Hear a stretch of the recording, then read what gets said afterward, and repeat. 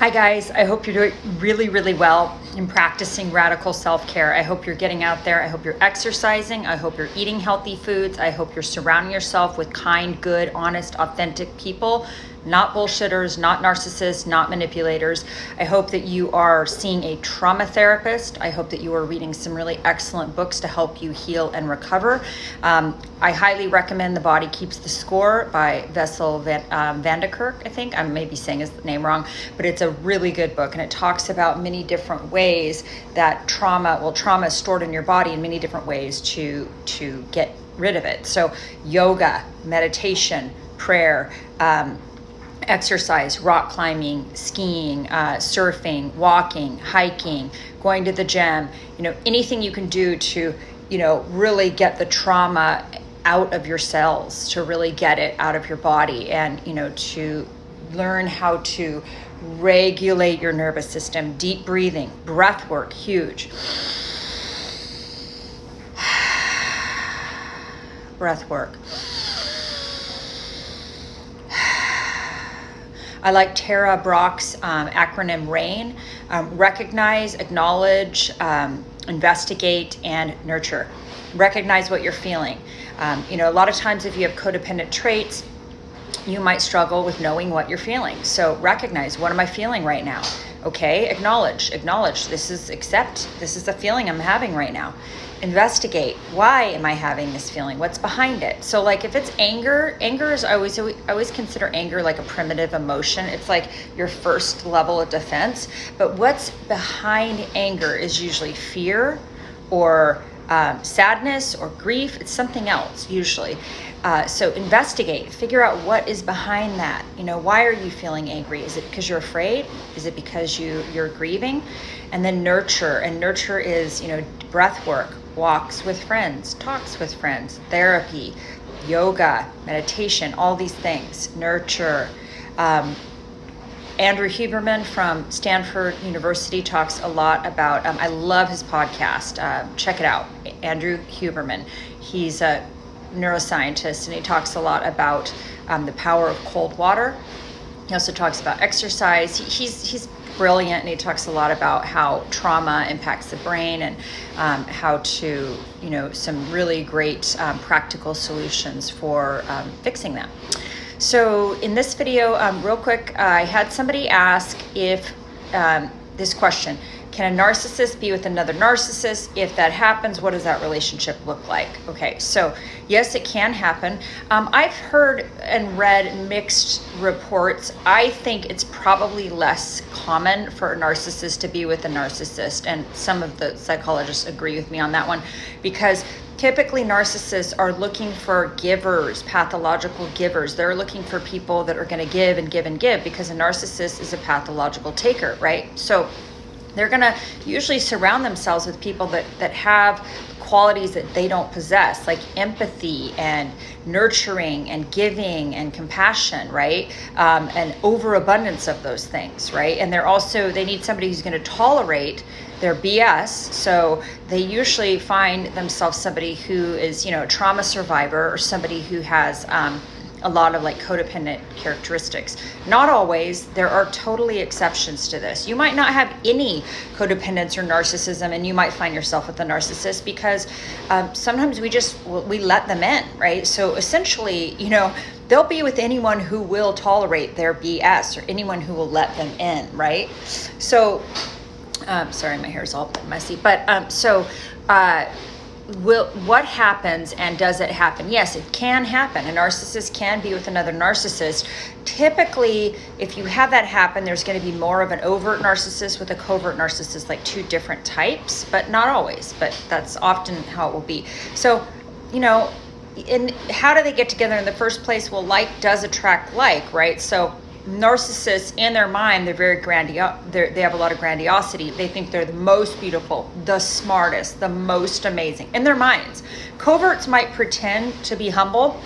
They might have some false humility, but in their minds, they think they're the most gorgeous, the most handsome, the most perfect, the most athletic, the most intelligent, right? And so they might be attracted to somebody else who thinks that, because they are often try to find somebody who has a high status, right?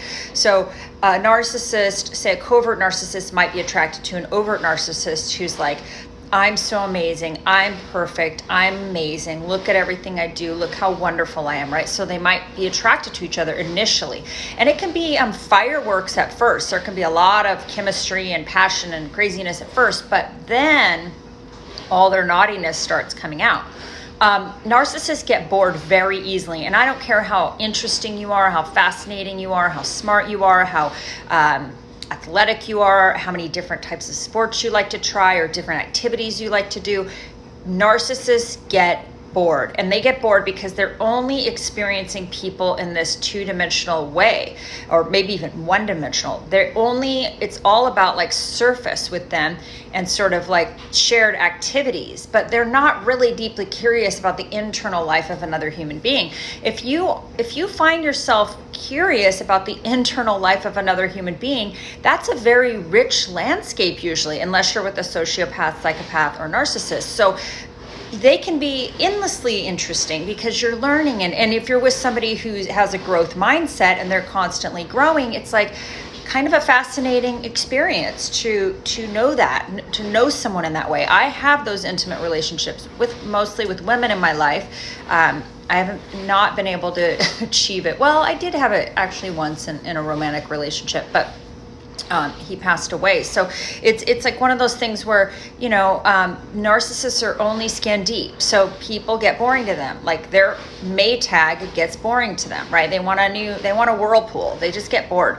So they are going to get bored with the other narcissist. And things that are going to really have a problem in this relationship is they are very competitive, right? Narcissists are very passive aggressive and very competitive. So together, they're going to be very competitive and passive aggressive with each other, right?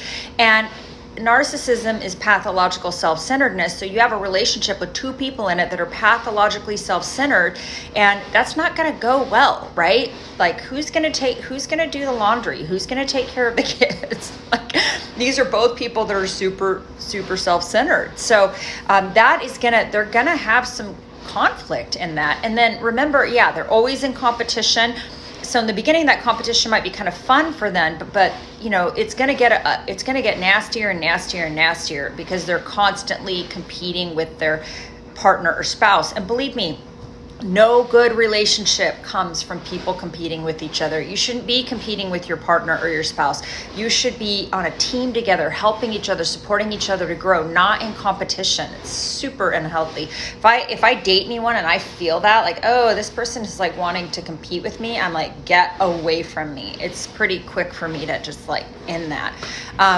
So a lot of times what you're going to have is then they're going to start doing what they do. They're going to start cheating on each other. They're going to start gaslighting each other. They're going to start manipulating each other. And they're going to be playing this constant chess game and, out manipulating each other. And they're going to typically both come from very dysfunctional families. So you're going to have that thrown in the mix, a lot of, family dysfunction.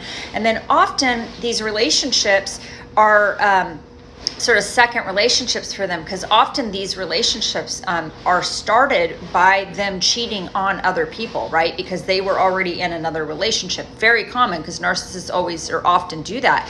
So you have a relationship where the foundation of it is absolutely based on a lie.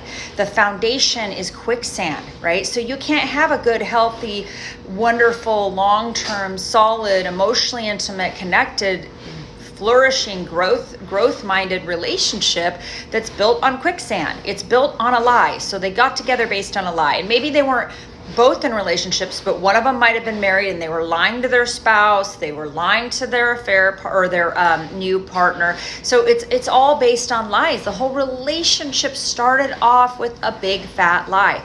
There's no way that that's going to go well. So, I don't know. I can't remember. It's been a long time since I watched the movie War of the Roses. I should rewatch that to see if they're sort of portrayed as two narcissists, because they end up like destroying their house and I think killing each other in the end. So eventually this is going to be a gnarly breakup, right? Most likely it's going to be a gnarly breakup, and it might take a long time.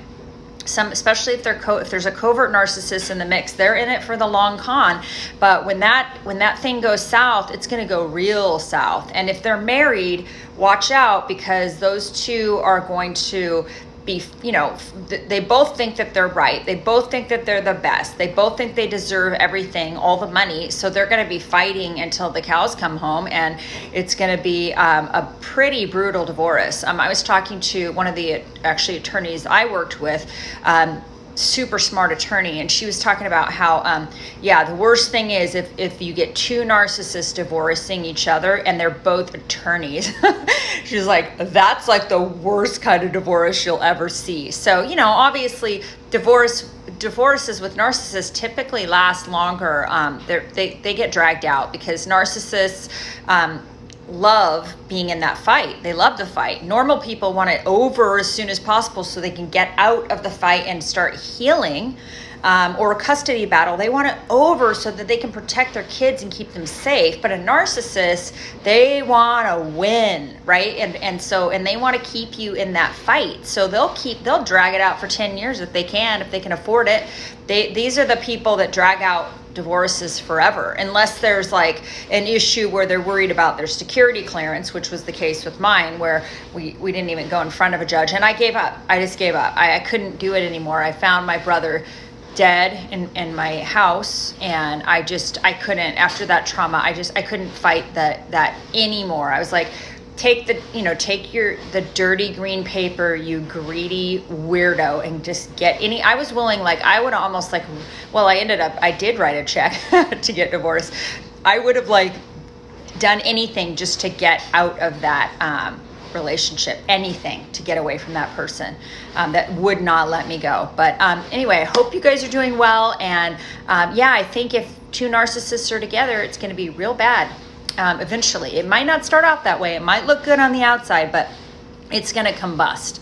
So talk to you soon, and I'll see you on the other side.